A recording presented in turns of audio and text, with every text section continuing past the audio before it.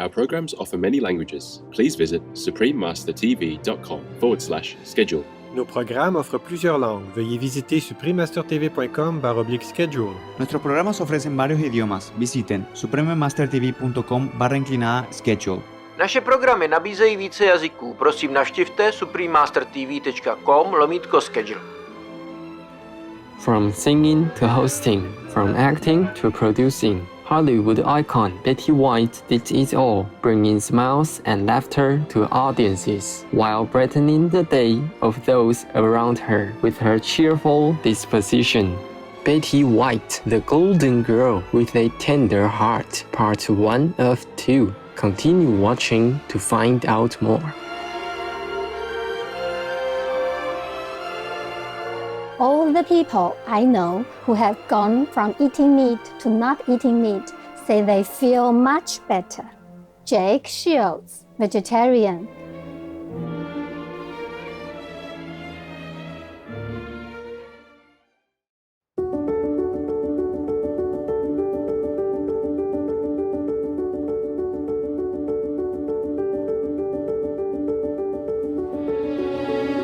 While enjoying your visit to the beautiful bailiwick of Jersey, express your good wishes to the locals with Bonne journée, meaning have a nice day in the traditional Jerrier language.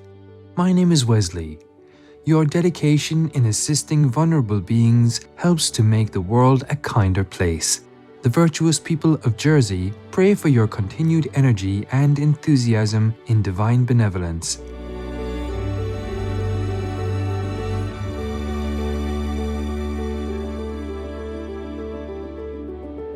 Welcome to our show, Betty White, the Golden Girl with a Tender Heart, Part 1 of 2. With a radio and TV career spanning more than 8 decades, Betty White was regarded as one of the pioneers of television in the United States. She has been credited for her immense contributions to the entertainment industry, along with being one of the first women to work both in front of and behind the camera. Betty Marion White was born on January 17, 1922 in Oak Park, Illinois, USA, and was the only child of Christine Tess and Horace Logan White. Her mother was a homemaker while her father worked as a salesman at the Cruise Heinz Electric Company. She was of Danish, Greek, English and Welsh descent. In 1923, the Whites moved to California, settling first in Alhambra and subsequently moving to Los Angeles. The family's frequent visits to the High Sierras and camping trips to Yellowstone National Park helped to sow the seeds of love for wildlife and Mother Nature in young Betty, whose first childhood ambition was to become a forest ranger. However, as women were not allowed to work as rangers at the time, Betty gradually dropped the idea of living in the forest and set her sights on becoming a writer. She wrote and acted as the lead in her graduation play at Horace Mann Grammar School in Beverly Hills, California. That's when she discovered her love for the performing arts while on stage for the first time. Betty also loved singing and contemplated becoming an opera singer. She signed up for singing lessons and took them seriously. But the future had something else in store for the aspiring vocalist, who humorously wrote in her memoir, "Here we go again, my life in television." My mind and heart were set on an operatic career. Unfortunately, my voice had no such plans. Nevertheless, Betty was delighted to be chosen to sing for her high school graduation ceremony. Although Betty didn't become a songstress, the TV icon did have some musical moments throughout her long career in show business. And sing a song or two for all of you. Hi, everybody. How are you? After graduating from high school, Betty worked as a model and actress, but put her career on hold for 5 years during World War II to serve in the American Women's Voluntary Services, or AWVS.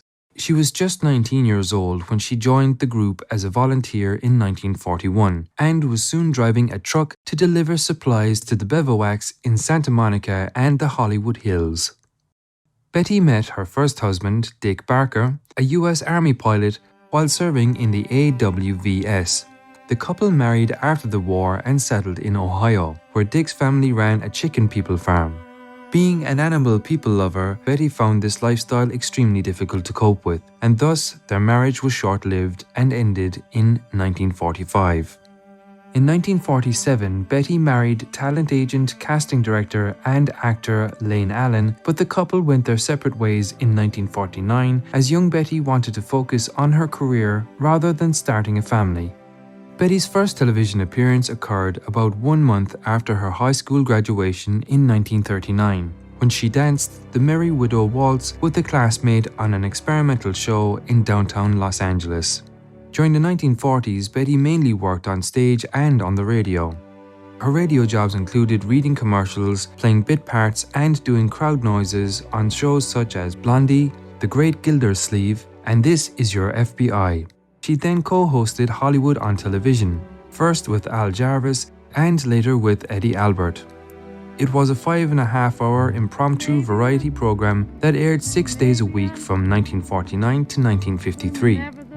This schedule took a toll on the male hosts, who subsequently left the program, while Betty stayed on, making her one of the first solo female TV talk show hosts. Vegan, let's prove that we are noble and kind. Bright viewers, let's pause for a moment to hear a brief message. We'll return shortly. Please stay tuned to Supreme Master Television.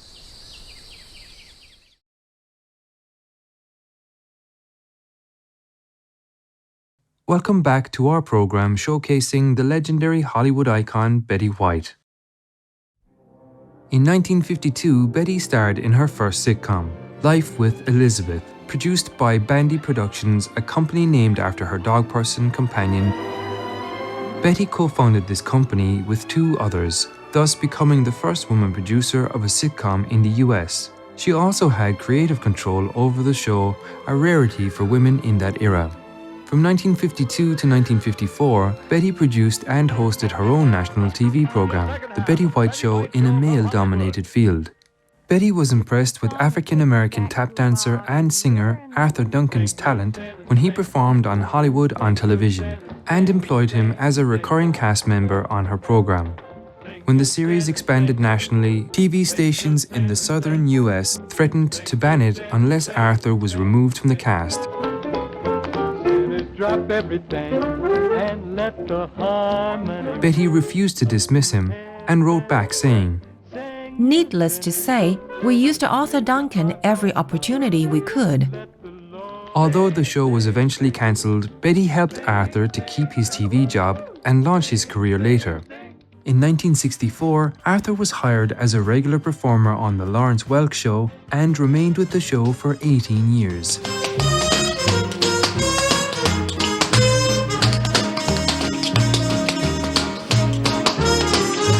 In 2017, Arthur was reunited with Betty when he appeared as a surprise guest on the reality talent series Little Big Shots, Forever Young, where he performed a tap routine and thanked her again for her support. The quick-witted comedian's love for fun and games made her a game show queen. Over the course of her career, Betty appeared on more than 50 game shows, becoming a regular guest on many, including the popular Password show in 1961, where at age 39, she met the love of her life, host Alan Ludden. Alan had just become a widowed father of 3. The duo tied the knot in 1963 and enjoyed a happy marriage until Alan's passing in 1981. Afterward, Betty found a new direction by immersing herself in her work and charities. In 1983, she became the first woman to win a Daytime Emmy Award for Outstanding Game Show Host for her work on Just Men. The versatile actress's signature roles came later in life when she played the sharp-witted Sue Ann Nevins on The Mary Tyler Moore Show from 1973 to 1977, and the naive Rose Nyland on The Golden Girls from 1985 to 1992. Betty was presented with 2 Emmy Awards for the former and 1 for the latter.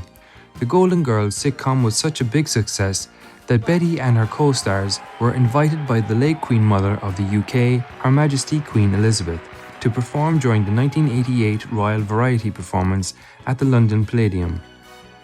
Throughout the 1990s and 2000s, Betty starred in a series of TV shows including Bob, Boston Legal, and The Bold and the Beautiful, as well as making cameos on many popular comedies such as Ally McBeal, That 70s Show, and Malcolm in the Middle, to name a few. Give me a hug. Vegan compassion is the precious quality to have. Radiant viewers, thank you for your company for today's show. Betty White, the Golden Girl with a Tender Heart, Part 1 of 2. Please join us again next Thursday, September 1st, for Part 2. Up next is Joyce Tischler, Vegan, a trailblazer for animal people law, Part 2 of 2, right after Noteworthy News. May you enjoy good health and longevity, enhanced by adopting the life-saving vegan diet in Heaven's Delight. Our programs offer many languages. Please visit suprememastertv.com/schedule and suprememastertv.com/AJAR.